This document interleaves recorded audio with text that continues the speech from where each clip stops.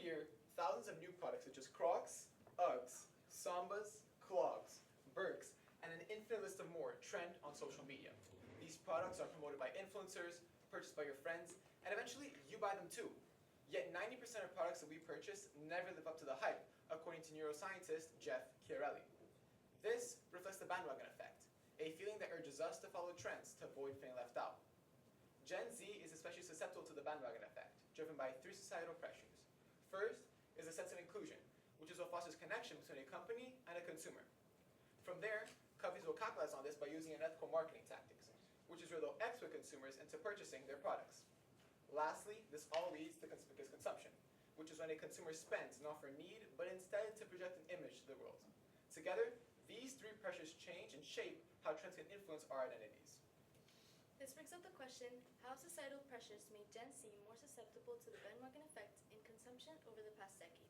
My name is Emilio Masso. I'm Gabe Fair. I'm Malika Slimanova. I'm Valentina Herrera. And I'm Claire Swisher. The bandwagon effect is a common occurrence in everyday life. It's when we change our opinions and beliefs to fit into our society. A group of scholars at the College of Economics and Management proved this theory by placing students into two groups and seeing which group would be more likely to purchase a BMW.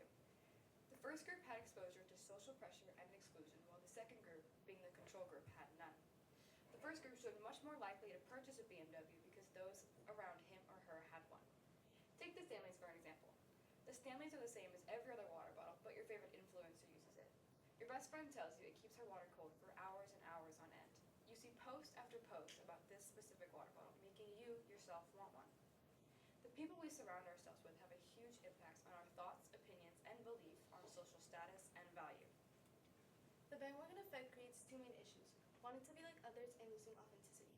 In Won King, a PhD student at Rensselaer Polytechnic Institute, says that previous studies suggest that the conformity tendency can not only be affected by relatively general factors such as price, quality, and uniqueness, but also by the psychological motivation of individuals such as susceptibility to the behavior, lifestyle, and influence of the people around them. The desire to fit in often drives people to follow trends, especially on social media, where fear of missing out is powerful.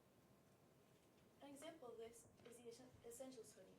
People purchase this to conform to society and fit in. However, this can lead to a loss of authenticity, as people may suppress their true preferences to gain approval of others. Over time, this disconnects their actions from their true selves, highlighting the importance of staying true to who you are. One of the solutions we found for FOMO is the option to talk to a professional about it. Dr. Sullivan recommends going to therapy to talk about certain problems, in this case, the fear of missing out. Being able to talk about your emotions may bring a sense of understanding of why you're making these decisions. According to the United States Census Bureau, an average person makes around $80,000 per year, taking into account housing and basic necessities, leaving you with around $20,000. Adding in a $7,000 therapy session per year may be quite expensive for some individuals. On the bright side, talking about your emotions may bring a sense of understanding of why you're making these decisions to fit in with everybody else. Talking to a professional is the first step in making your own decisions and stop following the crowd. Manipulative marketing uses tricks to influence what people buy. One example is when companies make false claims like Under Armour advertising their sleepwear and how it supposedly helps athletes recover faster. However, they don't provide scientific proof to back this up. This leads to people getting pressured into buying things based on incomplete information. In fact, a researcher named Feng Li mentions how unethical ads lead to a 31.8% boost in online buying. Another tactic is promoting materialistic goals, like when ads show luxury products as a way to boost social status. For example, when Kim Kardashian posted a picture where she was surrounded by Louis Vuitton products, it made people want to buy these items because they are seen as symbols of wealth and success. Brands can get people to impulsively buy items by using tactics such as discounts and coupons. They will do this so people can get a sense of excitement and urgency while purchasing, leading them to purchase more than they necessarily need. For Gen Z, factors such as social media, influencers, and trending products can help generate a sense of quick emotional thinking that would lead to impulsive buying. As you can see here, the number of impulsive buyers is way higher than the number of non-impulsive buyers. To combat manipulative marketing, one effective solution is checking reviews. They offer insights from people who purchase the products to help weigh both pros and cons. Positive reviews can help build confidence. However, you must be cautious of fake reviews because some businesses may pay for misleading ones. As stated in the market for fake reviews, consumers paid a higher price than they would have if the product was not overrated due to rating manipulation, or the fake reviews caused them to buy a lower quality product than the closest alternative.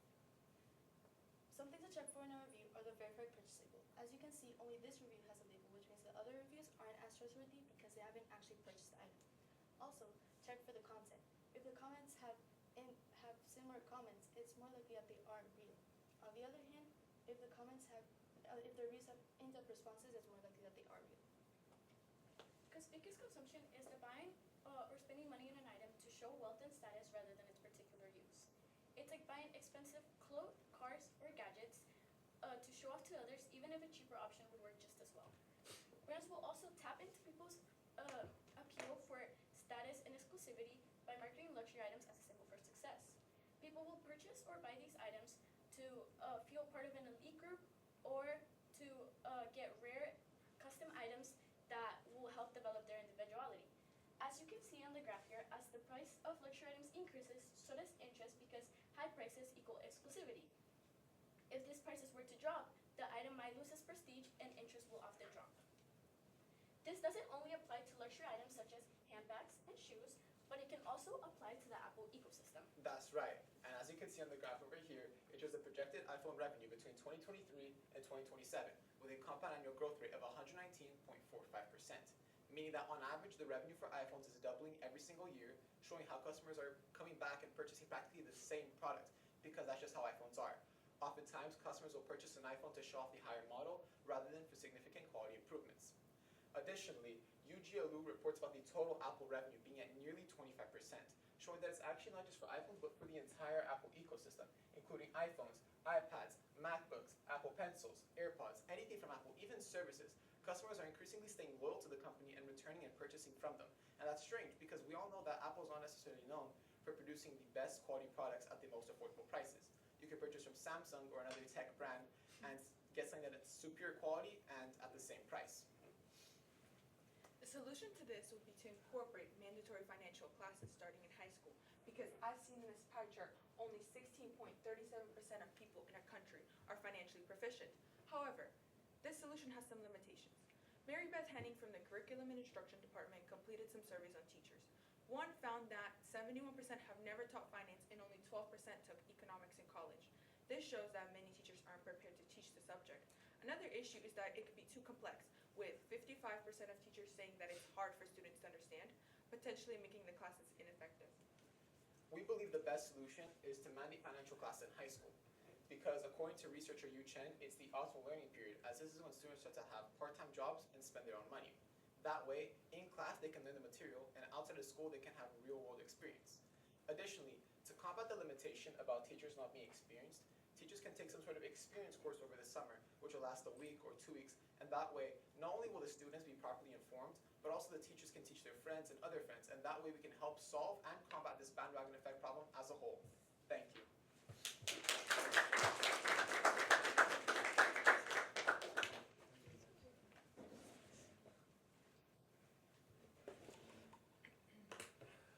All right, Amelia, we're going to work with you. Start with you, and we'll just work our way across. So, Amelia, can you give one specific way that your thinking changed as a result of, I don't know, Malika's paper? Yeah, so my perspective changed after reading Malika's paper because her paper talks about the ethics and it basically ties into manipulative marketing and the fake reviews that I talked about and how businesses use manipulative marketing skills on tactics to consumers to help them buy their products more. All right. Valentina, reflecting on your colleague's work, which one had the greatest impact on your overall understanding of the problem? I think Gabe's on consumerism behavior helped me a lot over the overall standing of the presentation because his talks about why people purchase items like this and what their thinking is to be part of the Bandwagon Effect. All right.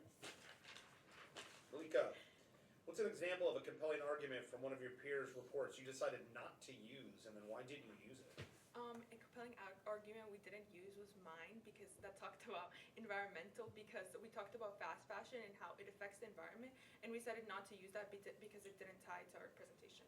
All right. Gabe, what's a way in which your team's resolution makes you think differently about the research you conducted?